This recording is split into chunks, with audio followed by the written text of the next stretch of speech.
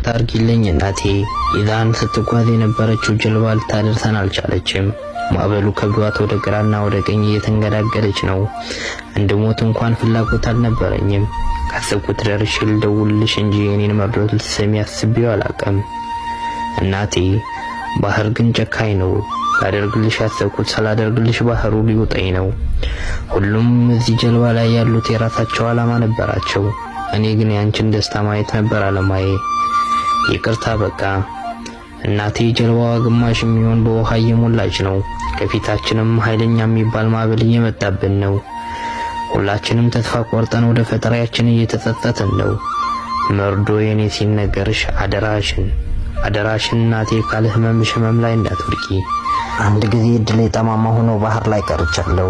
አጠገቤ ያሉት ሁሉም ወደ ፈጣሪያቸው እየተማጸኑ ነው። በቃቸው በይ እናቴ፣ በእኔ እንዳታዝኝ። አንዴ ሄጃለሁ፣ ከኔ ኋላም እንዳይከፋሽ እናቴ። ሁሉም እንዳሰብነው አልሆነም።